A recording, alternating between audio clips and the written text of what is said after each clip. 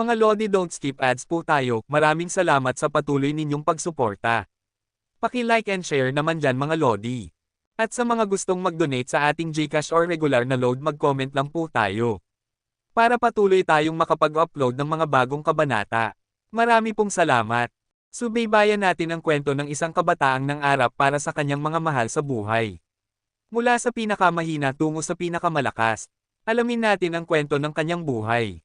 Kabanata 2991 hanggang Kabanata 3000. Kabanata 2991. Si Hansen ay may tatlong God personality. Ang mga iyon ay ang Destruction class na Sky Armor God at Evil Lotus God, pati na rin ang Annihilation class na Kill Sky God. Pumunta si Hansen sa templo ng Evil Lotus God. Gusto niyang makita kung anong uri ng armament ang dala ng God personality ng Evil Lotus God. Bakit nandito na naman si Dollar? Hindi ba't pinatay niya lang si Moment God? Baka isa siyang dugong palaban na halimaw. Hindi ko alam kung anong level ng God Spirit ang hinahamon niya. Dapat disaster class man lang. Pinatay niya ang disaster class na Moment God, kaya imposibleng mas mababa pa ang susunod niyang haharapin. Habang nag-uusap ang lahat, pumasok si Hansen sa templo ng Evil Lotus God. Nakaramdam ng pagkakaiba ang mga manunood. Anong nangyayari? Bakit hinahamon ni Dollar ang isang Destruction class na God Spirit? Hindi. Dapat sarado na ang templong iyon ngayon. Hindi niya dapat maamon iyon. Bakit nakapasok siya roon? Mali ito. Pagkaraan ng ilang sandali, nakita ng lahat na kumislap ang watawat ng templo ng Diyos. Hindi nagtagal, ito'y kumupas. Malinaw na napatay ang God Spirit. Mabilis na lumabas si Hansen mula sa templo ng Evil Lotus God at dumiretso naman sa templo ng Sky Armor God. Ganon din ang nangyari. Mabilis na lumabas si Hansen mula sa templo ng Sky Armor God. Grabe! Anong nangyayari? Nakakapasok si Dollar sa saradong templo at pumapatay ng mga espiritu sa loob. Niloloko ba niya tayo? Hindi alam ng karaniwang nilalang ang kaibahan ng mga bukas na templo at mga selyadong templo. Napatigil silang lahat. Hindi pa siya umaalis. Papunta si Dollar sa mas mataas na templo. Hahamunin na naman ba niya ang isang disaster God Spirit? Hindi. Hinamon na niya ang disaster class na grupo ng mga templo. Pero umaakyat pa rin siya. Gusto ba niyang hamunin ang isang annihilation class na God Spirit? Pumasok siya. Totoo nga, pumasok siya. Habang lahat ay nakamasid, itinulak ni Hansen ang pinto ng selyadong Kill Sky God Temple at pumasok. Kusang nagsara ang pintuan. Katulad ng mga God Spirit na bumababa na namamatay sa labas ng templo, tanging ang may hawak ng God personality ng Diyos ang makakapasok. Ang mga normal na nilalang ay hindi pumapatay ng mga bumababang God Spirit, kaya hindi nila alam ang paraang ito. Bago pumasok si Hansen sa mga templo ng Evil Lotus God at Sky Armor God, pinatay niya ang mga walang kalaban-laban na God Spirit sa loob. Nakamit niya ang mga God personality armament. Ang sa Evil Lotus God ay isang lila na kristal na singsing na hugis lotus flower. Ang sa Sky Armor God naman ay kalahating katawan na armor. Hindi yun inaasahan ni Hansen, umaasa siyang sandata ang makukuha niya. Hindi muna sinubukan ni Hansen ang kapangyarihan ng mga iyon. Dumiretso siya sa Kill Sky God Temple. Nandoon ang walang lamang katawan ng Kill Sky God sa altar, makapangyarihan ang itsura pero walang galit. Alam ni Hansen na isa lang itong walang silbing balangkas na hindi makakalaban. Tinignan niya ng mabuti ang Kill Sky God. Kung gusto niyang pumatay ng God Spirit, kailangan niyang sirain ang God base nito. Kung hindi, sobrang lakas ng paggaling nito para matalo. Madali niyang nahanap ang God base ng mababang antas na Evil Lotus God. Pero ibang usapan ng isang Annihilation class God Spirit tulad ng Kill Sky God. Sa kabutihang palad, nasaksihan ni Hansen kung paanong pinatay ito ni Warner. Alam niya na kung saan eksakto naroon ang God base, kaya nakatipid siya sa oras. Hindi niya ginamit ang Super Spunk dahil baka masira lahat at hindi niya makuha ang armament. Sa halip, tinawag niya ang Skyvine Radish Godlands at sinaksak ang katawan ng Kill Sky God. Tumama ito sa dibdib ng walang lamang katawan. Kumislap ang mga apoy at halos balat lang ang nasugatan, walang dugo. Mas matibay pa ang tunay na katawan ng Kill Sky God kaysa sa katawan niyang ginamit nang bumaba siya. Alam ni Hansen na hindi niya basta-basta mababasag ang God base. Kaya pinalusob niya ang banal na espiritu ng Kirin sa kanyang sibat. Nagliyab ito ng puting apoy. Muling tumusok si Hansen. Sa pagkakataong ito, mas malaki ang pinsala, pero sumabit sa mga buto at kalamnan. Paulit-ulit siyang sumaksak hanggang sa mabutas niya at makita ang pusong kulay itim na usok ang inilalabas. Iyon na yun. Tinusok ni Hansen ang puso. Mas matigas pa ito kaysa sa mga buto at laman. Matagal siyang nag-atake bago tuluyang nabutas ang puso. Pinunasan niya ang pawis at napabuntong hininga. Swerte at nang bumaba siya, ginamit niya ang katawan ng iba para habulin ako. Kung ito ang ginamit niyang katawan, mahihirapan talaga ako. Matapos masira ang puso, kinuha ni Hansen ang buto ng braso ng Kill Sky God. Naging liwanag ang katawan nito at pumasok sa buto ni Hansen. Nagliwanag ang itim na buto sa kanyang kamay. Nang tuluyang ma-absorb, naging isang itim na martilyo ang buto. Nagmukha itong malupit na sandata, ngunit maliit lang, parang rubber hammer. Bakit ganito kalaki? Ang martilyo ni Kill Sky God noon ay mas malakas. Para saan ang maliit na bagay na ito? Reklamo ni Hansen. Pagkatapos ay may narinig siyang anunsyo. Annihilation Class God Personality Armament nakuha, Kill Sky Hammer. Tinitigan ni Hansen ang Kill Sky Hammer. Malakas at nakakatakot ang pangalan, pero maliit ang itsura. Parang itim na martilyo na may dalawang simbolo ng Diyos sa magkabilang gilid. Hindi alam ni Hansen kung ano ang ibig sabihin ng mga iyon. Katulad ng dati, may mensahe na dumating sa kanyang isipan. Kill Sky Hammer Annihilation Class God Personality Armament. Nang muling mabuhay si Kill Sky God, hindi na nagtagal si Hansen. Inilagay niya agad ang Kill Sky Hammer sa kanyang Sea of Soul at mabilis na umalis sa templo. Lahat ng lahi sa universo ay nakamasid. Nakita nila siyang lumabas mula sa templo ng kumislap at muling kumupas ang watawat. Malinaw na may God Spirit na napatay sa loob. Talaga ba? Pinatay ni Dollar ang isang Annihilation Class na God Spirit at nagsara ang templo. Hindi ka panipaniwala. Niloloko ba niya tayo? Namangha ang lahat ng nilalang. Katatapos lang lumabas ni Hansen sa lugar ng mga templo nang makita niya si Viking na lumulutang sa ere, nakatawa sa kanya. Kabanata 2972. Kailangan nating makahanap ng lugar para makapag-usap, sabi ni Viking kay Hansen na may masayang tawa. Sige, gusto ring malaman ni Hansen kung bakit siya iniligtas ni Viking kanina, at kung bakit payag si Viking na mapasa kamay niya ang lahat ng benepisyo na gusto niya. Hindi nagsalita si Viking. Basta siya ang nanguna sa daan. Akala ni Hansen ay dadalhin siya nito pabalik sa Extreme King, pero hindi. Huminto si Viking sa isang asteroid at umupo sa ibabaw ng kristalisadong bato. Ngumiti siya at kumaway kay Hansen. Umupo ka. Umupo si Hansen at nagtanong, bakit mo ako hinahanap? Itinuro ni Viking ang palasyo ng Diyos sa kalawakan at sinabi, siguro nakita mo na ang kapangyarihan ng isang Annihilation Class na God Spirit. Kung mag-isa ka lang, imposibleng manalo ka sa mga laban sa loob ng templo. Pero kung magsanib tayo ng puwersa, baka may pag-asa. Ano sa tingin mo? Tinitigan ni Hansen si Viking. Hindi niya agad sinagot. Tahimik siyang nagtanong, bakit ako? Bigyan mo ako ng dahilan. Parang alam na ni Viking ang itatanong ni Hansen. Ngumiti siya at sinabi, napakasimple. Dahil dito. Hinaplos ni Viking ang singsing sa kanyang daliri. Isa itong metal na singsing na may itim na hiyas. Wala itong kakaibang kapangyarihan, parang ordinaryong palamuti lang. Mas tiningnan pa ni Hansen at napaisip, mukha itong kapareho ng itim na kristal na ibinigay sa akin ni Horizontal Evil. Nakita ni Viking ang reaksyon ni Hansen at ngumiti. Hinaplos niya ang itim na kristal sa singsing at nagsabi, ang singsing na ito ay isang kayamanang ibinigay sa amin ng aming Alpha. Dinala niya ito mula sa Sacred. Sinabi ni Alpha noon, kung may nilalang na makapagpapareact dito, obligasyon ng Extreme King na tulungan siya sa lahat ng paraan. Siya lamang ang makapagpapalaya at magbibigay ng tunay na kapangyarihan sa Extreme King. Nag-react ba ito sa akin? Tanong ni Hansen na nakakunot noo.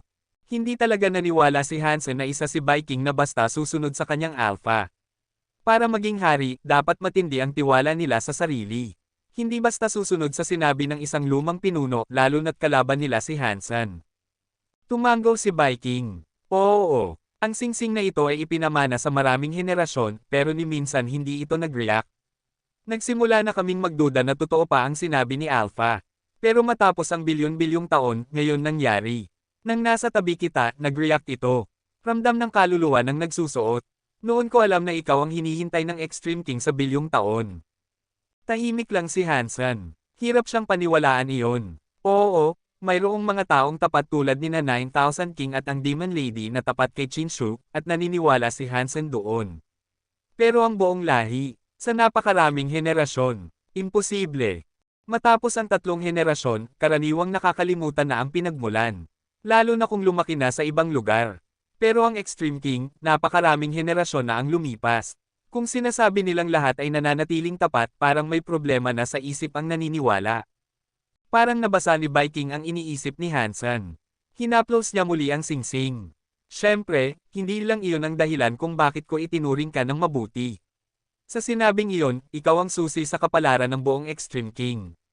Kaya kailangan kitang pretuhin ng maayos. Anong susi? Tanong ni Hansen. Ang extreme bodies ng Extreme King ay galing sa eksperimento ng Sacred Leader. Isang bagay na tinawag na Holy Body Genofluid. Kung naging matagumpay ang Holy Body Genofluid, lahat ng nilalang ay maa-activate ang kanilang potensyal at gene origin power, kaya uunlad ang kanilang genes. Magkakaroon ng bawat isa ng Super Holy Body. Tumingin si Viking kay Hansen, tila may nais itanong pero hindi itinuloy. Nagpatuloy siya. Mula nang bumagsak ang Sacred, hindi naging matagumpay ang Holy Body Genofluid. Ginamit ng aming Alpha ang kalahating tapos na bersyon at nagkaroon ng espesyal na katawan. Dahil dito, nakaligtas siya sa kaguluhan at nailigtas ang Extreme King. Ang espesyal na katawan ba na iyon ay ang King Body? Tanong ni Hansen. Tumango si Viking. Oo, King Body iyon. Malaki ang epekto nito sa genes, ngunit kakaiba sa normal na genes. Noon, ang mga tao ng Extreme King ay kayang i-activate ang kanilang King Bodies. May mga henyo na na-activate iyon sa edad na 15 o 16. Lahat ay may iba't ibang uri ng katawan. Pero habang tumatagal, humihina ang dugo. Ngayon, tanging kapag umabot na sa King Class saka lamang nila na-activate ang King Body. Karamihan pa nga ay hindi na kaya. Tumingin si Hansen sa singsing at nagtanong, anong kinalaman nito sa singsing? Inilagay ni Viking ang singsing sa harap niya. Ayon sa Alpha, ito ang gamit para subukan ang tunay na King Body. Gagana lamang ito para sa isang matagumpay na Holy Body. Kinuha ni Hansen ang singsing at inilagay sa kamay. Biglang nanginig ang kanyang kaluluwa. Parang kaya nitong pakilyusan ang itim na kristal sa loob ng katawan ni Hansen. Hinaplos ni Hansen ang hiya sa singsing at naisip, kamangha-mangha, pero iba ang pakiramdam ng batong ito kaysa sa itim na kristal ko. Naniniwala si Mr. Alpha na may iniwang plano si Sacred Leader kahit matapos ang kanyang kamatayan. Naniniwala kami na may magpapatuloy ng kanyang pananaliksik sa Holy Body Genofluid. Ang kailangan lang namin ay hintayin ito gamit ang singsing. Kapag lumabas ang tunay na Holy Body Genofluid, mapaperpekto ang aming King Bodies, isang ganap na Holy Body, hindi katulad ngayon na paunti-unti itong nawawala. Nagtama ang mga mata ni Viking at ni Hansen, nagliliyab ang kanyang titig. Kung iniisip mong makukuha mo sa akin ang Holy Body Genofluid, nagkakamali ka. Hindi ko iyon nagamit at hindi ko rin alam kung paano iyon gawin. Pagkasabi, ibinalik ni Hansen ang singsing kay Viking. Pinulot ito ni Viking at ngumiti. Pwede natin itong pag-usapan muli. Ang pakay ko ngayon ay ang makipagtulungan ka sa akin para patayin ang isang Annihilation class na God Spirit. Interesado ka ba? Alam ni Hansen na may iba pang pakay si Viking, pero nanahimik muna siya bago nagtanong, aling Annihilation class God Spirit ang gusto mong patayin? Si Moment God, dahan-dahang sagot ni Viking. Kabanata 2973. Pumapatak ang ulan mula sa bubungan. Bumagsak ito sa batong sahig at bumuo ng maliliit na bula. Sa labas, may isang lumang bahay sa tuktok ng bundok. Napapalibutan ito ng maraming bundok pa. Ang ulan ay lumikha ng ulap na parabang balabal na tumakip sa mga bundok. Crunch! Sobrang lakas ng ulan. Bumukas ang pintuan ng lumang bahay. Dahil sa katandaan nito, umalangaw-ngaw ang matinis na tunog ng bisagra. Ni hindi natakpan ng malakas na ulan ang ingay. Itinulak ng tuluyan ang malaking pinto. Ang unang lumitaw ay isang pares ng pulang sapatos na mataas ang takong. Sumunod ang maputing makinis na binti na parang jade, at isang pulang kipaw. Isang babae na nakasuot ng pulang kipaw ang pumasok, may hawak na pulang payong. Naglakad siya papasok sa bahay ng puno ng pang-akit ang kanyang galaw. Ang kanyang buhok ay parang ulap. Manhuhula, hanggang kailan ka magtatago? Malamlam na sabi ng babaeng nakapula habang naglakad sa gitna ng lumang bakuran. Ang boses niya ay parang multo. Malamyos ang kanyang tinig, ngunit hindi ito natabunan ng ingay ng ulan. Mula sa kwartong may pintuang may ukit ng mga bulaklak, lumabas ang isang matandang lalaki. May hawak siyang bandila at sa kabila ay sisidlan ng alak. Umupo siya sa sirang mesa, uminom ng alak, saka tumingin sa babaeng nakapula. Kung kaya kong magtago ng isang oras, magtatago ako ng isang oras. Kung kaya kong magtago ng isang segundo pa, gagawin ko. Mas pipiliin kong mabuhay kahit kaunti pa kaysa mamatay agad. Masyado nang malakas ang ulan. Mababa ang payong, kaya hindi kita ang mukha ng babaeng nakapula. Ngunit ang hubog ng kanyang katawan at ang kanyang mahabang buhok na parang talon ay nakakaakit. Kahit hindi makita ang mukha, madali siyang makilala. Mas nanaisin mo sigurong mamatay kaysa mabuhay, malamig na sabi ng babae. Tumawa ang matanda. Ibig sabihin, narito ka para kunin ang buhay ko. Depende kung tama ka o hindi, sagot ng babae. Yun ang magtatakda kung kukunin ko ang buhay mo. Uminom muli ang matanda at ngumisi. Kung gayon, tama ba ako o hindi? Tama ka at mali ka rin, sagot ng babae. Hindi napigilan ng matanda ang tumawa. Alin ang tama, at alin ang mali? Tahimik muna ang babae bago nagsalita. Ang hula mo para sa aking amo ay tama. Muling lumitaw ang mga palasyo ng Diyos. Ngunit ang kabilang bahagi ay mali. Hindi pa sila nabasag. Patuloy pa rin nilang pinipigilan ang buong langit. Masadong nagmamadali ang amo mo, tugon ng matanda. Hindi pa oras. Isang buwan na lang ang natitira, sagot ng babae. Ni isang templo ng annihilation ay hindi pa nababasag. Hindi ko nakikitang mababasag ang Geno Hall sa loob ng isang buwan. Kapag dumating ang oras, mauunawaan mo, tugon ng matanda. Pero sinabi ko na sa una pa lang, kung susundin ng amo mo ang aking payo, tiyak na mangyayari ang hula. Narito ako dahil doon, sabi ng babae. Hindi maintindihan ng aking amo kung bakit niya kailangan gawin iyon. Ano ang kaugnayan nun sa pagbagsak ng mga palasyo ng Diyos? May kakayahan ng taong iyon, pero hindi pa siya umaabot sa antas na iyon. Sa kanyang kapangyarihan ngayon, hindi niya kayang basagin ang mga palasyo. Ang panghuhula ng kapalaran ay hindi madali. Ibinuwis ko ang buong buhay ko para makuha ang sagot na ito. Tungkol sa proseso, hindi ko iyon kayang hulaan ng buo. Kung hindi ninyo ako paniniwalaan, wala na akong magagawa, maluwag na sabi ng matanda. Sana tama ka, sagot ng babae. Kung hindi, alam mong kapag nagalit ang amo, ni ang taong nasa Geno Hall ay hindi ka mailigtas. Dito ka lang mananatili, hanggang dumating ang araw na iyon, hulaan mo na lang ang sarili mong buhay. Umalis ang babaeng nakapula. Sa lakas ng ulan, unti-unti siyang nawala sa paningin. Napatingin ng matanda sa langit na puno ng ulan at bamulong, kung ayaw ko, sa tingin niyo ba matatagpuan at mabibitag ninyo ako rito? Maliit ang tingin ninyo sa akin, Hansen Jinji. May hawak siyang sisidlan ng alak at tela kung saan nakasulat ang salitang, tadhana. Tumungo siya sa likod ng lumang bahay. Nabasa ng ulan ang kanyang buhok at kasuotan, pero ang telang panghuhula ay hindi tinablan ng tubig. Para bang hindi ito naaapektuhan ng ulan. Dumiretso siya sa pinakamataas na bahagi ng bakuran. Gumuhit siya ng ilang bilog, saka ipinasok ang tela sa siwang ng bato. Nang masiguro ang anggulo at posisyon, ngumiti siya at nagsabi, ang wakas ay hindi wakas ng kapalaran. Ako, si Hansen Jinji, ay hindi makakabagong ng tadhana, ngunit hindi ko hahayaang iyon ang maging huling punto. Pagkatapos, bumalik siya sa loob, humiga sa sirang kama, at nakatulog agad. Samantala, nag-usap sina Hansen at Viking ng ilang sandali bago umalis si Hansen mula sa asteroid field. Nais ni Viking na patayin si Moment God. Alam niyang hindi iyon simpleng pagkakataon. Batid niya ang kaugnayan ni Hansen sa Golden Growler, kaya tiyak na alam niyang balak ni Hansen na iligtas ito. Binanggit din ni Viking na may paraan siya para sirain ang kapangyarihan ng oras na bumihag kay Golden Growler. Sa gayon, mapapalaya ito at magagamit ang kapangyarihan nito laban kay Moment God. Plano ni Viking na patayin si Moment God, ngunit may hiling siya, sa oras na mapatay ito, siya ang kukuha ng God Personality Armament. Wala namang tutol si Hansen. Hindi siya ganoon kasigurado na kayang patayin mag-isa si Moment God. Kung magiging matagumpay, ayos lang na ibigay iyon kay Viking. Ngunit sa plano ni Viking, kailangan niyang si Dollar ang gumawa nito at kailangang makipagtulungan si Hansen. Iyon ang lubhang ikinabahala ni Hansen. Alam lang ni Viking na si Dollar ay ang Holy Baby. Hindi niya alam na si Dollar at si Hansen ay iisang tao. Nakita niyang si Hansen ang nagtangkang iligtas si Golden Growler at sumang-ayon siya sa kapangyarihan nito. Kaya hiniling niyang kontakin ni Dollar si Hansen para magtulungan sila. Akala ni Hansen ay alam na ni Viking ang kanyang lihim. Pero matapos ang paliwanag nito, napagtanto niyang wala itong alam. Alam lang ni Viking na si Dollar ay ang Holy Baby mula sa Space Garden, kaya inakala niyang kaibigan ito ni Hansen. Kaya gusto niyang si Dollar ang kumontak kay Hansen. Hindi niya naisip kailanman na ang isang crystallizer at isang xenogeneic ay maaaring iisang tao.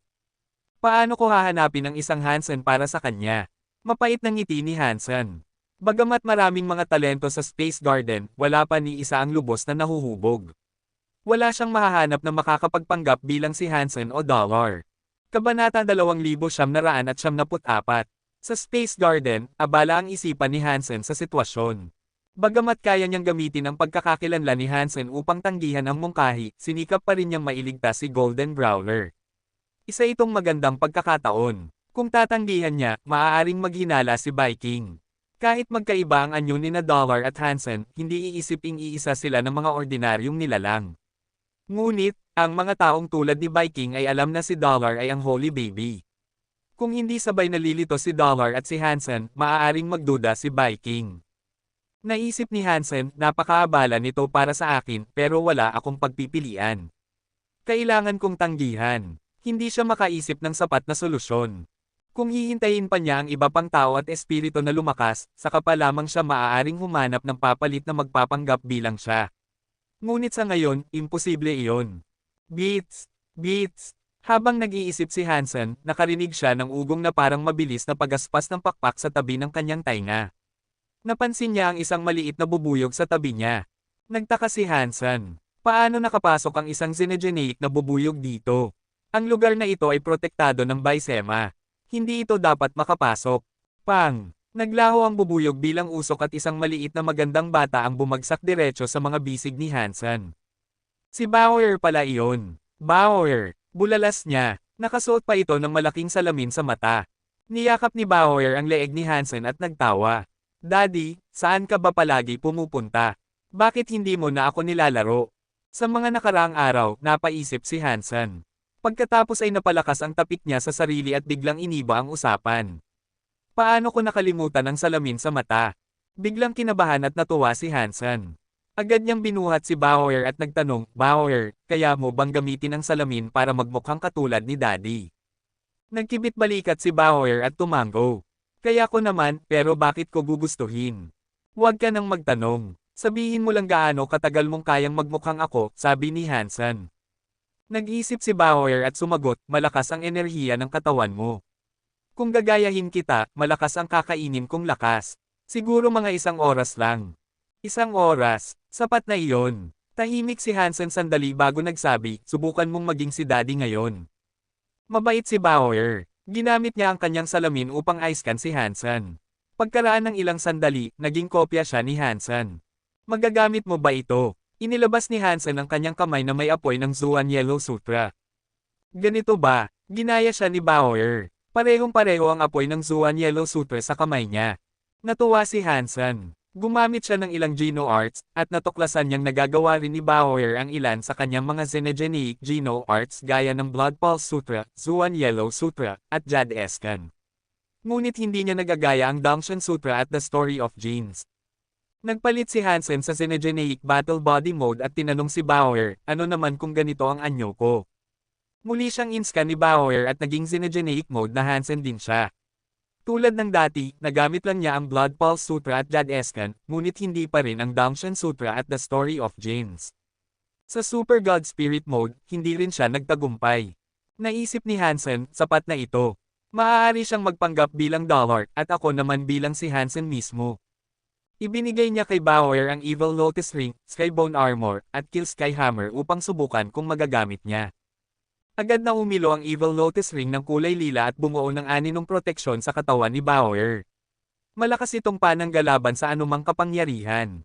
Ang Skybone Armor naman ay naglabas ng mga ilaw na parang libu-libong kutsilyo. Bukod sa depensa, kaya rin itong umatake. Samantalang ang Kill Sky Hammer ay kayang bumiyak ng espasyo sa isang hampas lamang. Walang Bysema ang makakayanan iyon. Kapag nasa xenogeneic mode si Bauer, napakalakas niya. Dagdag pa ang 3 armament na ito at ako mismo sa tabi niya, magiging ligtas siya. Kung sakaling may mali, pwede siyang umatras agad. Pinag-isipan ito ni Hansen at ipinaliwanag ang plano kay Bauer. Masiglang tumango si Bauer. Bauer magiging si Dollar Daddy. Ang saya, gustong-gusto ko yan. Pero tandaan mo, sabi ni Hansen, hindi mo pwedeng makipagsagupaan kay Moment God. Magpanggap ka lang. Iwagayway mo lang ang martilyo ng ilang beses at ako ang bahala. Samantala, si Little Angel ay patuloy na umiinom ng Geno Fluid, ngunit kahit ganoon, hindi pa siya handa para sa labang iyon. Kinabukasan, nakipagtagpo si Hansen kay Fox Queen bilang si Dollar, suot ang Sky God Crown, at bumalik sa God of Wealth Temple. Sa labas pa lang, nagsalita si Fox Queen, "Ako si Fox Queen. Nais kong makaharap ka, Ginoong Diyos ng Kayamanan." "Magsipasok ka," malamig na sagot ni Hansen mula sa altar. Pagpasok ni Fox Queen, yumukod ito. "Pagbati, Ginoo. Ang ipinangako ko ay posible," malamig na tugon ni Hansen. "Nag-aalinlangan ka ba sa kapangyarihan ko?" Hindi po. Ngunit ang 9-spin Destiny Mirror ay napakahalaga para sa lahing Fox.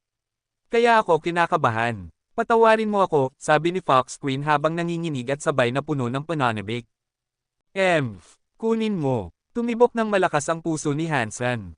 Lumitaw sa ere ang 9-spin Destiny Mirror at lumipad patungo kay Fox Queen. Nang mahawakan ito ni Fox Queen, agad nagpadala ng mensahe ang Sky God Crown sa isipan ni Hansen. Natupad ang hiling, dagdag 300 taon ng buhay. May karagdagang opsyon, kontrata ng amo at alipin. Mula sa katawan ni Fox Queen, maraming taon ng buhay ang lumipat kay Hansen. Nadagdagan ng 300 taon ang kanyang buhay. Halos 3,000 taon na ang kabuoang haba ng kanyang buhay ngayon. Nakita rin niya ang marka sa noo ni Fox Queen, God of Wealth's wealth. May espesyal itong koneksyon sa Sky God Crown. Kabanata 2975. Seryosong nagsalita si Fox Queen, "Ginoo, si Bai Wushang ng Extreme King ay walang tigil na humahabol sa akin. Hindi ko siya kayang talunin. Darating ang araw na papatayin niya ako, at hindi na ako makakapaglingkod sa iyo."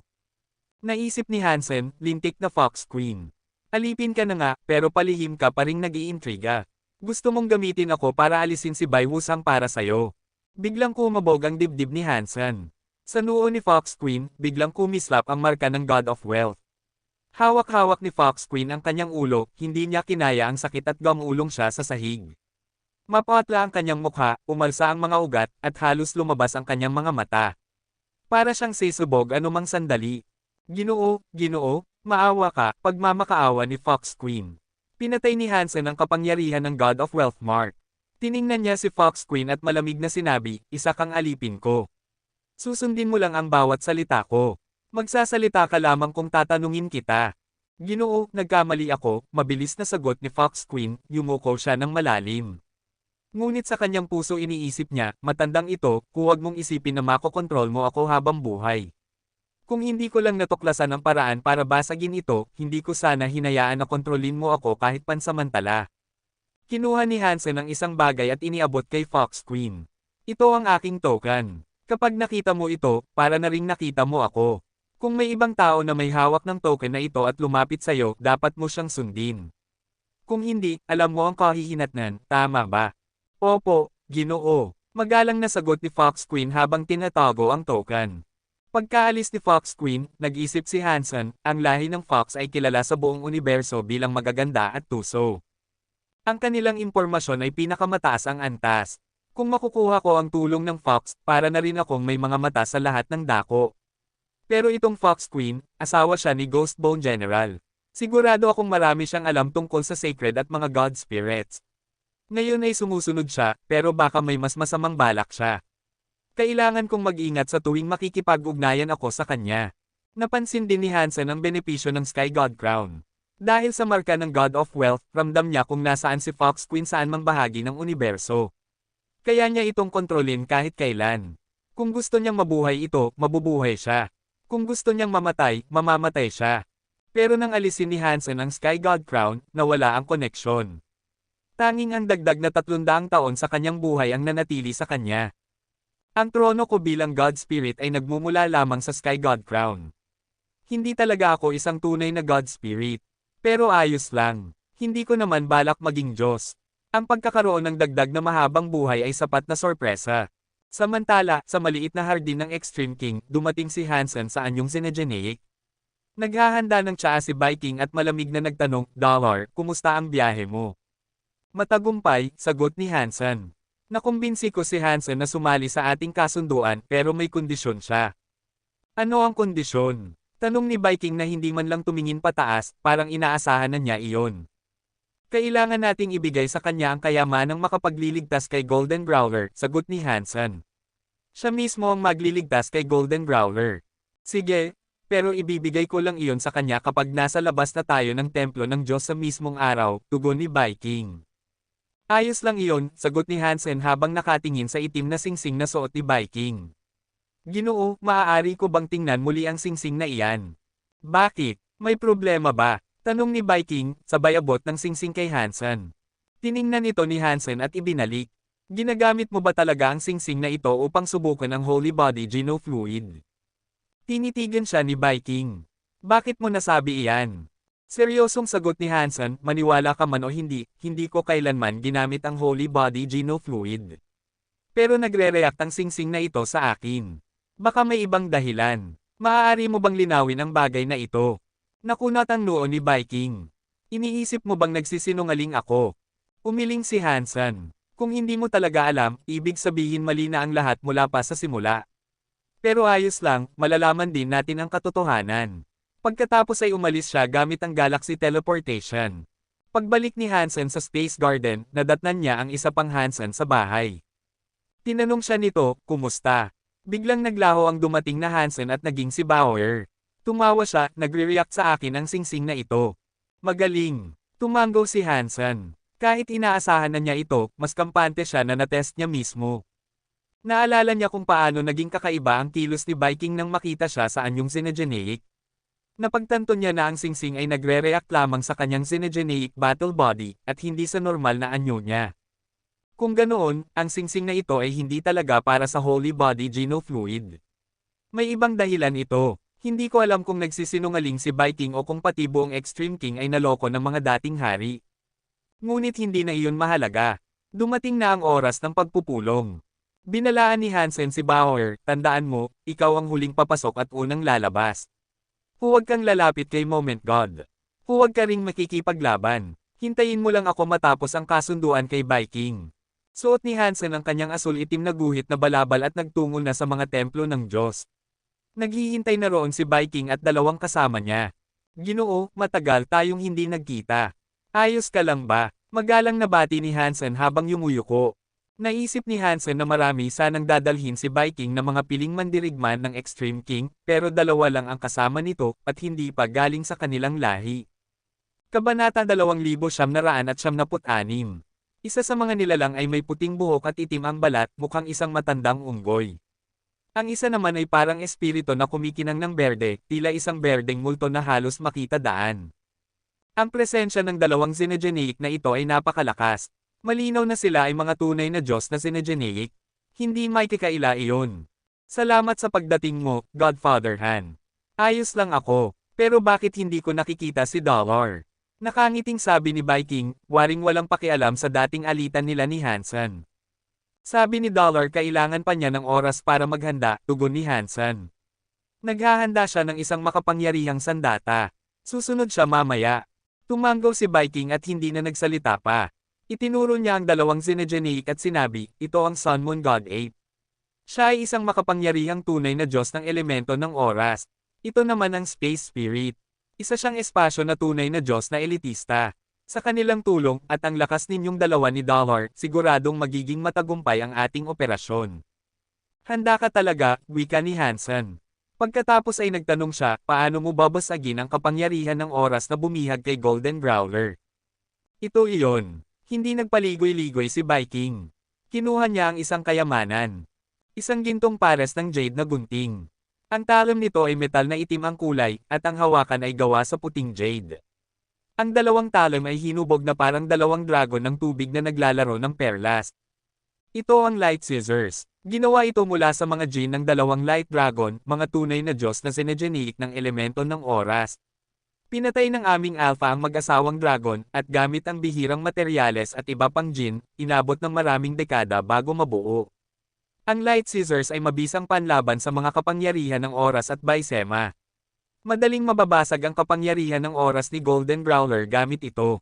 At ito rin ang sandatang papatay kay Moment God. Pagkatapos magpaliwanag, nagpatuloy si Viking, nangako akong ibibigay ito sa iyo, pero ang Light Scissors ay mas epektibong gamitin ng may kapangyarihan ng oras. Kaya hayaan kong gamitin ito ng Sun Moon God Ape, dahil siya ang makapagbibigay ng pinakamalaking tulong. Siyempre, nasa iyo pa rin ang desisyon, Godfather Han, dagdag pa ni Viking. Iniabot niya kay Hansen ang light scissors.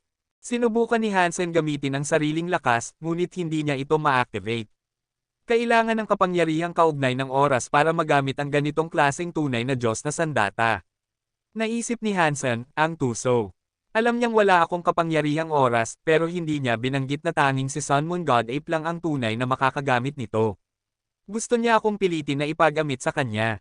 Pero nagkakamali siya. Hindi man ako ganoon kahusay sa oras, pinag-aralan ko pa rin ito. Habang pinagmamasdan ni Viking si Hansen na nahihirapang buhayin ang gunting, gumiti siya. Mayabang din ang ayos ng Sun Moon God Ape, tiwala na siya ang papipiliin. Ngunit nang akala niyang ibibigay na sa kanya ang light scissors, biglang nagbago ang katawan ni Hansen. Umalangaw-ngaw ang tunog ng dalawang dragon mula sa gunting, at kumislap ang liwanag na itim at puti. Naging dalawang dragon itong umiikot sa katawan ni Hansen. Nagbago ang mukha ni Sun Moon God Ape. Maging si Viking ay nabigla, ngunit agad niyang tinakpan iyon ng ngiti. Talagang ang kakaiba si Godfather Han. Master ka rin pala ng kapangyarihan ng oras. Kaunti lang, pero sapat para magamit ang gunting, malamig na sagot ni Hansen. Itinabi niya ang light scissors. Napakalakas ng light scissors, pero mabilis ding kumukonsumo ng lakas. Sa maikling paggamit lang ni Hansen, nakaramdam na siya ng pagod. Nalungkot at nainis si Sun Moon God Ape dahil wala na siyang tsansa. Bakit hindi pa dumarating si Dollar? Natatakot ba siyang harapin si Moment God? Single niya. Ngumiti lang si Hansen at tumingin kay Viking, hindi nagsabi ng kahit ano.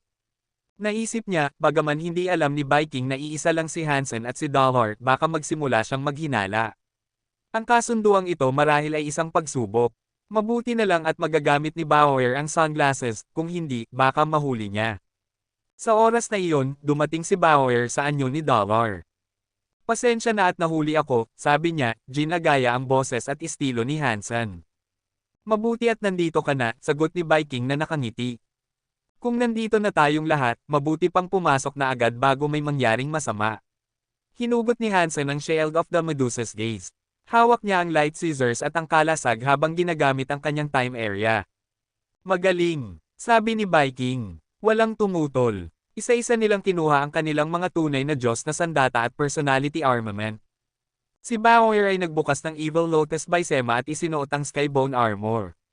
Kumislap ang kanyang katawan ng liwanag na lila, at umusbong ang liwanag ng espada na parang lagari na bumalot sa kanya. Pinasulpat ni Viking ang katawan espiritu ng kanyang God Spirit. Ang Sun Moon God Ape at Space Spirit naman ay nagpakita ng kanilang kakaibang anyo, kapwa may matinding lakas ng protection. Naghanda ang lahat bago pumasok sa templo ng Diyos. Pagkapasok nila sa nasasakupan ng templo, napansin agad sila ng maraming nilalang sa universo. Ha, hindi ba iyon si Dollar?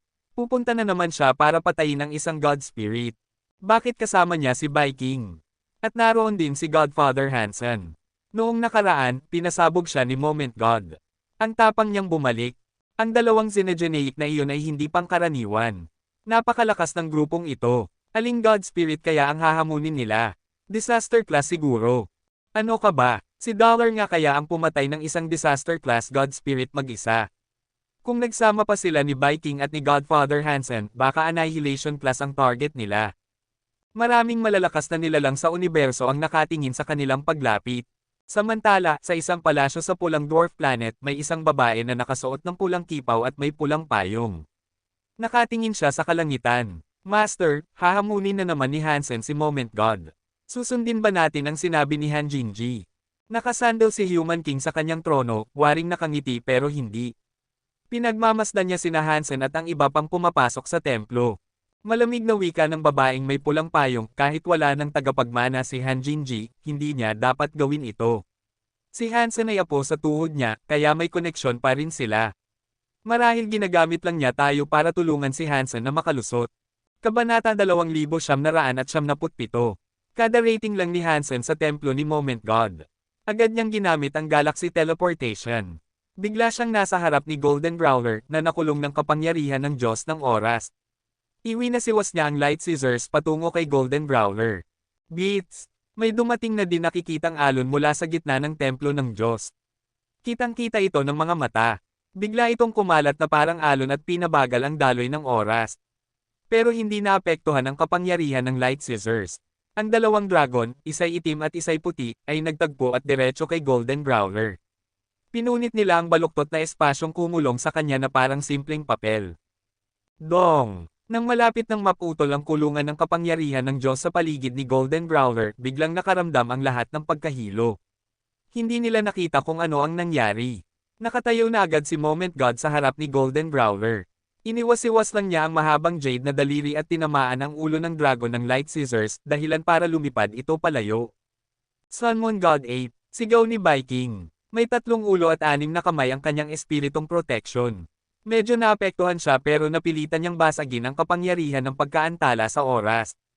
Iniwas-iwas niya ang 6 na armas kay Moment God. Hindi rin nagpahuli si Sunmon God 8. Hawak niya ang araw at buwan, pinilipit ito upang pabilisin ang oras. Nawala ang ilan sa pagkaantala ng kapangyarihan ng oras, kaya hindi gaanong naapektuhan sina Hansen at ang iba pa. Ang Space Spirit naman ay hindi apektado ng pagkaantala ng oras. Ang kanyang mala-transparent na kamay ay umatake kay Moment God. Kumalat ang mga bitek sa espasyo. Ngunit hindi kumilos si Moment God habang inaatake siya ng lahat. Gumamit siya ng ilaw Diyos at itinuro ang kanyang daliri. Parang umaatres ang oras. Ang galaw ni Hansen at ng iba pa ay biglang umatras pabalik. Nagliwanag ang katawan ni Moment God. Bigla siyang lumitaw sa harapan ni Hansen na siyang pinakamalapit. Kahit hindi naapektuhan ng light scissors ng pagbaliktad ng oras, naapektuhan si Hansen. Umatras siya at hindi na itaas ang light scissors para salagin ang atake ni Moment God. Nanlumo ang lahat ng nilalang sa universo. Sina Hansen, Viking, at ang iba pa na pinakamahuhusay na mandirigma sa buong sansinukob ay parang walang silbi sa harap ni Moment Goddess.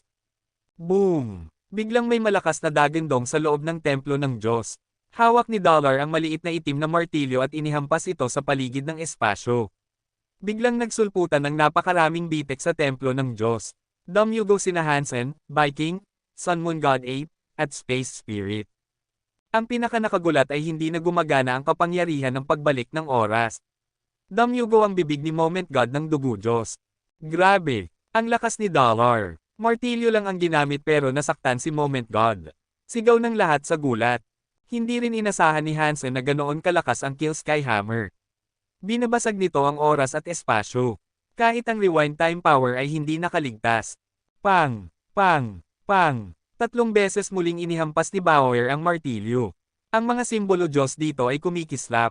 Parang nabasag na salamin ang buong templo ng Diyos at lalo pang dumami ang bitek. Dollar! Big God? Tigilan mo na. Halos umiiyak si Sunmon God 8. Hindi si Moment God ang pumatay sa kanya kundi si Bauer mismo. Wasak ang ilang buto at duguan ang loob ng katawan niya. Ganito rin ang sinapit ng Space Spirit. Sina Viking at Hansen ay medyo mas nakayanan, pero kapwa sila mapatla at dumudugo ang bibig. Medyo mapatla rin si Moment God pero mas maayos pa rin siya kaysa kay Hansen. Nakatingin siya kay Bauer at biglang lumitaw sa harapan nito. Iniisli niya ang daliri para umatake. Humarap si Bauer gamit ang martilyo. Nagsalpukan ng liwanag ng martilyo at baluktot na kapangyarihan. Para itong banggaan ng mga araw na sumasabog. Pareho silang itinaboy ng puwersa, walang malinaw na nakalalamang. Nag-alala si Hansen na baka dahado si Bauer, pero nang makita niya ang resulta, natuwa siya. Hindi na siya nag-aksaya ng oras at ginamit ang light scissors para putulin ang kulungan ng oras sa katawan ni Golden Brawler. Nagtagpo muli ang dalawang dragon, puti at itim. Pinaikot nila si Golden Brawler at pinunit ang kapangyarihan ng oras na parang tela. Huwag kang mag-alala, Dollar. Tutulungan kita, sigaw ni Viking habang pumutok ang kanyang liwanag espiritu. Iniwas-iwas niya ang 6 na armas kay Moment God. Samantala, ginamit ni na Sunmon God 8 at Space Spirit ang kanilang kapangyarihan sa oras at espasyo upang palakasin si Golden Brawler. Moment Light, malamig ang mga mata ni Moment Goddess habang pinagdikit ang mga palad. Kumalat ang mga alon ng oras at ilaw Diyos sa buong templo. Sa isang iglap, naramdaman ni na Viking at Hansen na tumanda sila ng 1,000 taon. Nabawasan ang buhay ni Hansen ng ilang daang taon at mabilis pa itong nababawasan. Pang! Isa pang malakas na dagandong. Nabali ang kapangyarihan ng Moment Light. Tumigil ang pagkawala ng buhay ni Hansen. Pero ang alon ng kapangyarihan ay halos nagpabali sa kanilang mga katawan. Mabuti na lang at hindi sila tuluyang napunit. Nagkatinginan sina Viking at Sunmon God 8. Masaya silang naligtas ni Dollar pero malungkot din. Kung magpapatuloy ang hampas ng martilyo, baka hindi si Moment God kundi si Dollar mismo ang makapatay sa kanila. Roar! Sa wakas, naputol ng light scissors ang kulungan sa katawan ni Golden Brawler. Muling nakalaya ang halimaw at umatungal ng malakas. Bamuka ang kanyang bibig at naglabas ng gintong liwanag. Isang mahiwagang gintong pintuan ang lumabas. Nakita ni Moment God ang gintong pintuan at napakunot ang noo. Gumalaw ang kanyang paa at kumalat ang kakaibang alon ng oras, pinabagal ang galaw ni Golden Brawler. Pero tuloy pa rin sa paglipad ang gintong pinto. Sumugod si Viking at sumigaw kina Sun Moon God Ape at Space Spirit. Bilasan ninyo, tulungan niyong buksan ang pintuan. Duguan sina Sun Moon God Ape at Space Spirit pero ginamit pa rin ang oras at espasyo upang palakasin si Golden Brawler. Napatingin sila kay Bowyer na patuloy na humahampas ng martilyo. Halos mahihi sa takot si Sun Moon God Ape. Dollar God, tama na, kapag humahampas ka ulit, siguradong mamamatay kami. Kabanata 2978. Alam ni Hansen na nakakatakot ang lawak ng atake ng Kill Sky Hammer, pero wala siyang magagawa tungkol dito. Napakalakas ng bagay na iyon, pero walang sino man ang kayang kontrolin ang saklaw ng kapangyarihan nito. Buti na lang, kung mas malapit ang isang tao sa gitna ng pagyanig, mas malakas ang puwersang mararamdaman. Dahil medyo malayo sila, mahina lamang ang yayanig na kapangyarihan na dumampi sa kanila. Kung katulad iyon ng kapangyarihan ni Moment God, kapag hinarap mo ng direkta ang Kill Sky Hammer, malamang na halos mapatay nito si Sun Moon God Ape sa isang atake lang. Nakita ni Moment God kung saan nanggaling ang Kill Sky Hammer. Alam niya na kaya ng martilyong iyon na wasakin ang lahat ng iba pang kapangyarihan. Hindi niya pinansin si Bowyer. Mabilis siyang lumitaw sa ibabaw ni Golden Brawler, pinagdugtong ang kanyang mga kamay at mabilis na bumuo ng kakaibang simbolo. Itinuro iyon kay Golden Brawler. May alon na dumiretso sa halimaw kaya ibinuka nito ang bibig. Lumabas ang gintong pinto ngunit kalahati lang ang nailabas. Naka-freeze ito roon. Lahat iyon nangyari sa isang iglap. Huminto si Golden Brawler sa paggalaw. Mabilis na naglaho si Moment God, iniiwasan ang matinding paghiwa ng espada ni Viking. Paglitaw niya ay nasa harap na siya ni Hansen. Hawak niya ang liwanag ng oras at inabot ang light scissors ni Hansen. Alam ni Hansen na natatakot si Moment Goddess sa gintong pintong lumabas sa bibig ni Golden Brawler. Kahit hindi niya mapatay ang nilalang, kaya niya itong ikulong. Kung kaya niya siyang patayin, matagal na sana niya itong ginawa. Kumikilos si Moment God para agawin ang light scissors upang hindi na muling mapalaya si Golden Brawler. Mahirap kalabanan ng isang Annihilation class God Spirit. Naisip ko tuloy, gaano pa kaya katindi ang isang Reboot class God Spirit. Ginamit ni Hansen ang time area. Pero walang gaanong epekto ang elementong iyon kay Moment God. Sa halip, si Hansen pa ang naapektuhan ng Time God power nito. Mabagal ang kanyang galaw. Hindi niya maiwasan ang babae o mapigilan itong maagaw ang light scissors. Biglang nagliwanag ang katawan ni Bowyer. Nasa ibabaw na siya ng ulo ni Hansen, sabay hampas ng martilyo papunta sa kamay ni Moment God. Huwag! Hindi nakagalaw si Moment God. Sina Hansen, Viking, Sun Moon God Ape, at Space Spirit ay sumigaw. Maitim ang kanilang mga mukha sa kaba. Kanina lang, ilang ulit nang iwinasiwas ni Bowyer ang martilyo at halos ikamatay na nila iyon. Ngayon ay ibinagsak pa ito malapit sa kanilang mga katawan. Tiyak na mamamatay sila. Ngunit huli na para gumawa ng anuman. Tumama na ang martilyo ni Bowyer sa kamay ni Moment God. Alam ni Hansen na masama ang mangyayari. Mabilis siyang umatras at itinaas ang Shield of the Medusa's Gaze para protektahan ang kanyang katawan. Si Viking naman ay gumamit ng Spirit Body upang lumikha ng kalasag at mabilis na umatras. Tumakbo rin palayo ng mabilis sina Sun Moon God Ape at Space Spirit. Pinapawisan sila ng malamig sa noo. Boom! Parg! Sabay-sabay silang sumigaw. Para silang mga karakter sa palabas sa TV na tinangay ng pagsabog. Nawasak ang apat, tumilapon at gamulong palayo. Damaloy ang dugo ng mga Diyos na parang libre. Mas nakayanan ni Hansen at Viking ang tama, lamang nabali ang kanilang mga buto at napunit ang mga laman loob. Sina Sun Moon God Ape at Space Spirit naman ay halos mamatay na. Lalo na si Sun Moon God Ape na baluktot na parang pretzel, lantang-lanta ang mga braso at binti. Halos din na makakagalaw. Big God? Pakiusap? Tigilan mo na ang pagyugyog sa akin. Cough, cough, si Moment God nga hindi pa nakakahipo sa akin. Cough, cough, mamamatay ako sa iyo, umiiyak na reklamo ni Sun Moon God Ape habang sumusuka ng dugo. Tumigil ka nga, kaunti lang ang tama mo tapos iiyak ka na. Para kang batang 3 taon. Madiing sagot ni Bauer sabay ngisi. Itinaas niya ang daliri at biglang lumabas ang higanteng liwanag ng lotus. Nagningning ito ng banal. Nababalutan si Sun Moon God Ape ng banal na liwanag at mabilis na gumaling ang sugat niya. Isang hindi kapani-paniwalang bilis ng paggaling. Ang Lotus Light na iyon ay ang True God Beast Soul na nakuha ni Hansen mula sa Lightwell Lotus. Mayroon itong napakalakas na kakayahang magpagaling. Ibinigay iyon ni Hansen kay Bauer para gamitin kung siya'y mapanganib. Nagulat ang lahat nang makita ang mabilis na paggaling. Matuwa-tuwang sigaw ni Sun Moon God Ape. Dollar Big God, kaya mo talagang lahat. Tumigil ka sa Saturday. Ibigay mo ang iyong kapangyarihan ng oras at espasyo. Utos ni Bauer habang hawak ang maliit niyang martilyo at umatake kay Moment God. Agad na nag-ipon ng lakas sina Sun Moon God Ape at Space Spirit at ibinuhos iyon kay Bauer upang habulin niya si Moment God. Boom! Muling bumangga ang lakas ng Kill Sky Hammer laban sa Time God Power ni Moment God. Nakipagsagupaan si Bauer ng harapan gamit ang martilyo at hindi siya napaatras. Pero masama ang lagay ni na Sun Moon God Ape. Kahit may proteksyon ng Lightwell Lotus, paggaling lang ang kaya nitong gawin, hindi nito kayang pigilan ang pinsala. Paulit-ulit silang nababasag ang mga buto at napupunit ang mga laman loob, sabay gumagaling at muling napipinsala. Parang pahirap na walang katapusan. Si Dollar Big God talaga ang pinakamalakas sa sansinukob. Kayang sumabay kay Moment God. Si Dollar Big God ay napakalakas at mapang-ibabaw. Patayin mo si Moment God at ibalik ang dangal ng mga nilalang ng universo. Dollar Big God ay hindi matatalo. Sigaw ng iba't ibang lahi. Idinagdag nila ang bansag na Big God sa bawat pagbanggit ng pangalan ni Dollar. Walang naniwala na hindi siya karapat-dapat dito.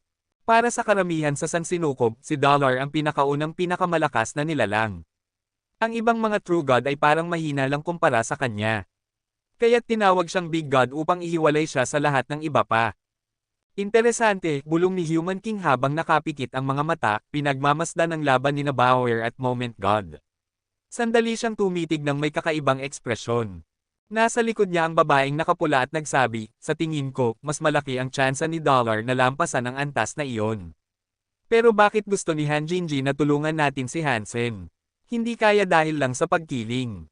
Tumawa si Human King at sinagot, malakas si Dollar pero umaasa siya sa kanyang mga God Personality Armament.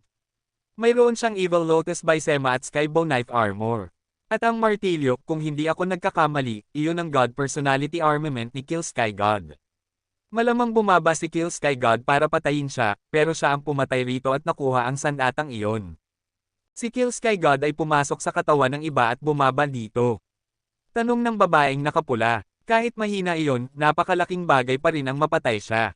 At noon, wala pa siya ng Kill Sky Hammer.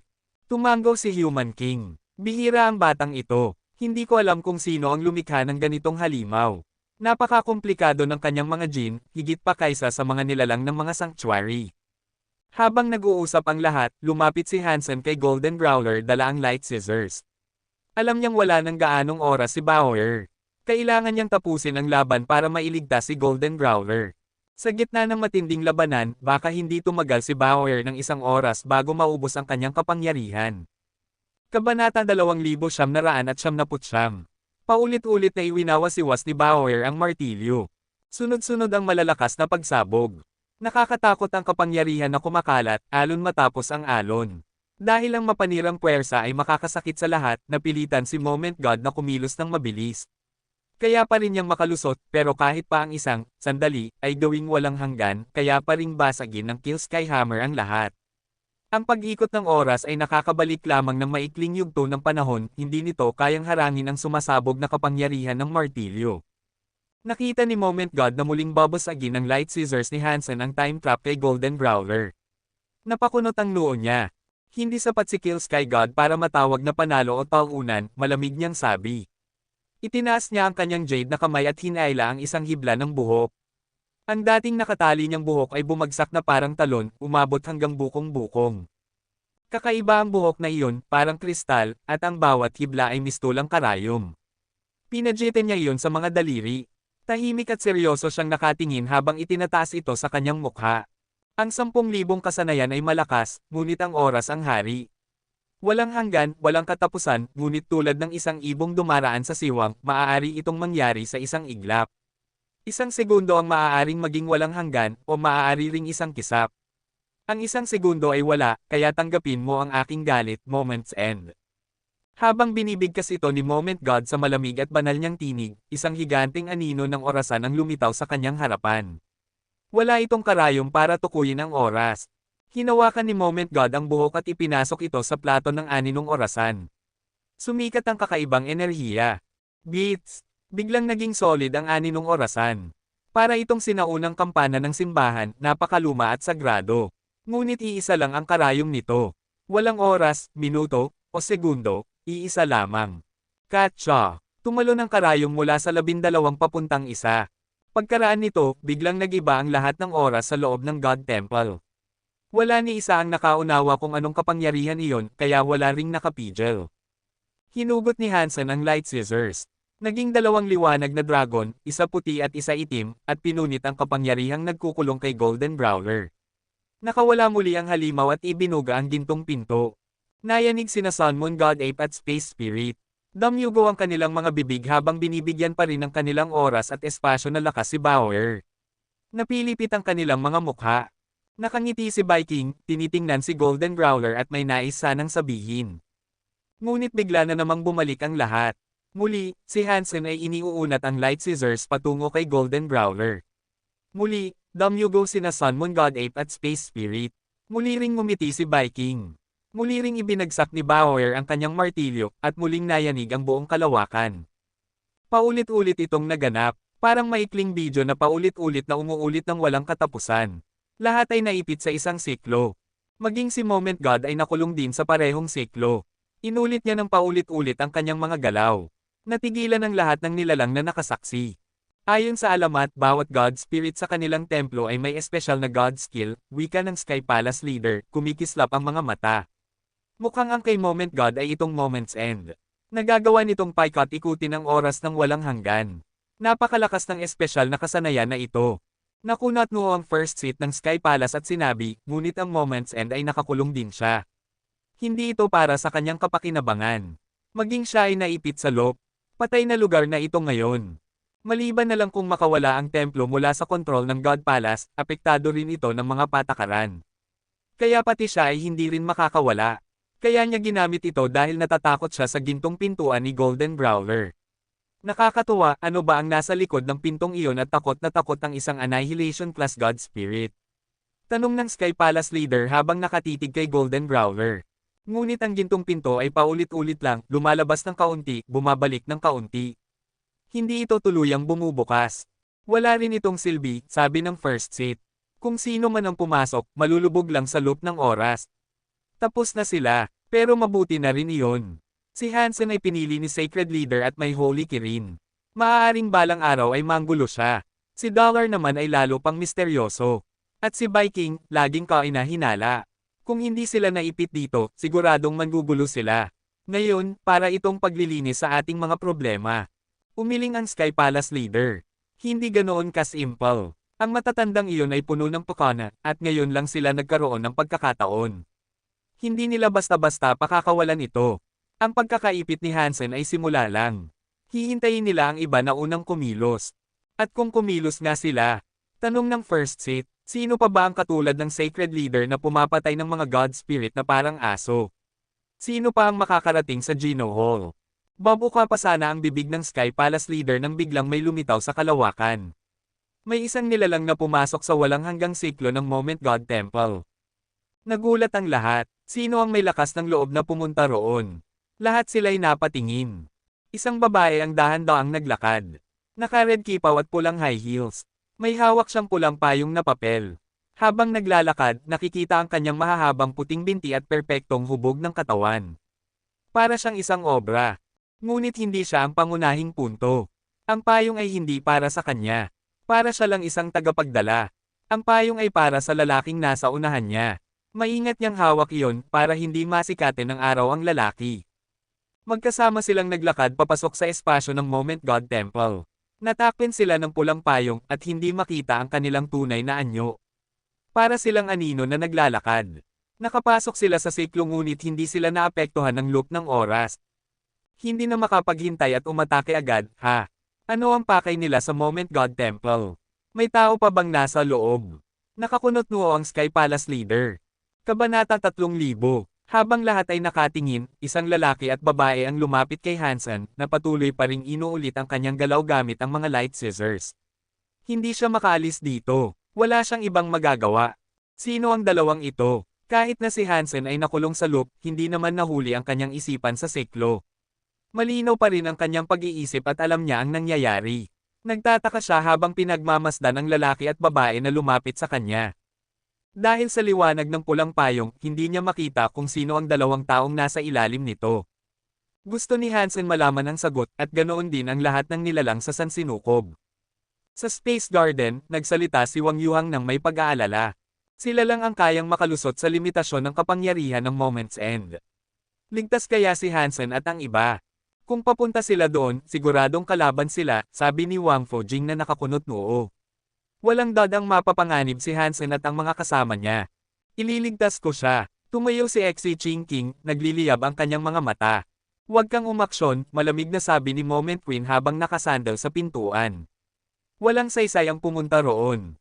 Mahuhulog ka rin lang sa time loop na nilikha ng Moment's End. Hindi ka makakatulong. At ano ngayon? Tanong ni Xi Jinping. Hindi ba natin sila susubukang tulungan? Uupo na lang ba tayo dito at panunoorin silang mamatay? Kuya Xi, huwag kang magmadali, sabi ni Zero.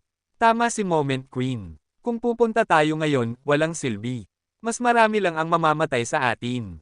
Hindi pwede ito, hindi pwede iyon, reklamo ni Wang Yuhang. Mapapanood na lang ba nating mamatay si San mo? Malamig na sagot ni Moment Queen, hindi mo kailangang magmadali. Hindi basta-basta mamamatay si Hansen at ang iba. Sa loob ng Moment's End, ang oras ay paulit-ulit lamang. Kahit patayin sila ng lalaki at babae, babalik sila dahil sa time loop. Para tuluyang patayin sila, kailangang masira ang Moment's End. Kapag nasira iyon, makakalaban si Hansen at si Dollard o kaya naman ay makakatakas. Kung hindi man sila makalaban, makakatakbo sila. Nakalimutan ko pala iyon, sabi ni Wang Yuhang na biglang natuwa. Lahat sila ay nakaramdam ng ginhawa. Kung hindi nila mapapatay si Hansen, ano ang silbi ng pagpunta nila roon? Tahimik na tanong ni Qin Zuan. Walang nakasagot. Pinanood na lang nila ang galaw ng lalaki at babae sa loob ng Moment God Temple. Ang babaeng nakapula ay nakatayo sa likod ng lalaki habang hawak ang payong. Ang lalaki ay nakatayo sa harap ni Hansen, maingat siyang pinagmamasdan habang inuulit ang paggamit ng kapangyarihan ng light scissors. Pagkaraan ng ilang sandali, iniunat ng lalaki ang kanyang kamay at inilagay sa ulo ni Hansen. Balot ng pulang usok ang kamay na iyon, at bahagyang lumitaw ang anino ng isang mukha. Mahahaba at matitibay ang 10 daliri niya. May kakaibang aura itong dala. Ano ang gagawin niya? Nakakunot noong tanong ng Sky Palace leader habang pinagmamasdan ang kamay ng lalaki. Hindi kaya papatayin niya ng isang sampal si Hansen. Pero kung gawin niya iyon, dahil nasa gitna ng Moment's End, mabubuhay pa rin si Hansen, sabi ng unang upuan ng Sky Palace na naguguluhan. Sa buong sansinukob, lahat ng makapangyarihang nilalang ay nanood na litong-lito. Ngunit sa isang lumang bundok, may isang matandang lalaki na umiinom mula sa isang botting gourd. Nakatingin siya sa kamay ng lalaki at kumislap ang kanyang mga mata. Sa wakas, ginawa na niya ang unang hakbang. Bulong ng matandang manghuhula. Pagkasabi niya, biglang lumiwanag ang kabilang kamay ng lalaki. Ginamit niya ito para hiwain ang sariling kamay na nakalapat sa ulo ni Hansen. Nagulat ang lahat ng elite. Pinagmamasdan nila ang sugatang kamay. Hindi nila alam ang plano ng lalaki. Mula sa sugat, lumabas ang kristal na asol na dugo. Nagniningning ito na parang hiyas, kakaiba ngunit napakaganda. Nagulat si Hansen nang makita ito. Ano ito? Ang asul na dugong ito ay kapareho ng kapangyarihan ng Blood Legion, pero mas malakas. Sino siya? Human King ba siya? Ano ang ginagawa niya rito? Bakit niya ito ginagawa? Puno ng katanungan ang isip ni Hansen, pero wala siyang masagot. Bukod dito, hindi siya makapagtanong dahil nakulong pa rin siya sa time loop. Wala siyang magagawa kundi ulit-ulitin ang parehong galaw. Banal na dugo, nagbago ang ekspresyon ng Sky Palace leader at ng unang upuan ng Sky Palace nang makita ang asul na dugo. Ganoon din ang reaksyon ng maraming matatandang nilalang sa buong universo. Para bang nakakita sila ng multo. Isang patak ng kristal na asul na dugo ang tumulo sa ulo ni Hansen. Kung saan ito bumagsak, nagkulay asul ang kanyang buhok at anit. Patuloy na nasa ulo ni Hansen ang kamay ng lalaki, pinapatulo ang kanyang asul na dugo, patak-patak, sa ulo ng binata. Dahil sa moment's end, paulit-ulit itong nangyari. Ngunit kahit na umulit ang oras, nanatiling asul ang ulo ni Hansen. Hindi ito nabura ng time cycle. Mas maraming asul na dugo ang bumalot sa kanya. Dumaloy ito sa kanyang buhok, sa kanyang mukha, at sa kanyang leeg. Pati mga damit niya'y nadumihan. Para bang tinatangkang gawing asul ang buong katawan niya. Ano ba ito? Hindi naman ako asul na diwata. Bakit niya ako ginagawang kulay asul? Naisip ni Hansen, ngunit hindi niya pa rin matukoy ang dahilan ng lalaki. Lahat ng elite sa iba't ibang lahi ay napatigil. Walang nakakaunawa kung bakit biglang lumitaw ang lalaking ito, o kung ano ang pakay niya. Boom! Boom! Boom! Mula sa pinakamataas na palapag ng God Palace sa loob ng Geno Hall, umalangaw-ngaw ang malalakas na tunog na parang kulog. Dahan-dahang bumukas ang pinto ng Geno Hall. Tuluyan itong nagbukas, at napakaliwanag ng liwanag mula sa loob. Hindi makita kung ano ang nasa loob, tanging isang silhouette lamang ng katawan ang matano. Ang presensyang dala nito ay parang Diyos o demonyo, nakakabigat, nakakasikol, at nagpapayuko sa lahat ng naruroon sa universo. Gagawin mo ba talaga ito? Sabi ng katawan na nakatayo sa pintuan, nakatingin sa lalaking nasa harap ng Moment God Temple. Maaari mong subukang pigilan ako, malamig na tugon ng lalaki. Nanatili pa rin ang kanyang kamay sa ulo ni Hansen, patuloy na pinapatakan ng asul na dugo ang katawan ng binata. Paanong nagawa mong, galit na galit ang mga God Spirits? Nagliwanag ang lahat ng God Temples. Nagsilabasan ng nakakatakot na kapangyarihan ng mga Diyos. Para bang sabay-sabay nilang gustong patayin ang lalaking nasa ilalim ng pulang payong. Kung hindi ako naglakas loob, paano ko napatay ang kalangitan na puno ng mga Diyos? Kalmadong sagot ng lalaki, na parang walang kahit anong kaba. Nagngingit-ngit ang mga God Spirits. Ang liwanag mula sa bawat templo ay sumabog na parang bulkan. Ang buong kalangitan ay tila pinupuno ng mga Diyos na sabay-sabay na lumabas mula sa kanilang mga templo. Nanginig ang buong universo. Kahit hindi sila tina-target ng kapangyarihan ng mga Diyos, dama ng lahat ng nilalang ang nakakatindig balahibong presensya. Para bang gusto na nilang tumakbo at magtago. Subalit na natiling kalmado ang lalaki. Para bang wala siyang nakikitang panganib. Nakatayo lang siya doon, habang patuloy na pinapatakan ng asul na dugo si Hansen.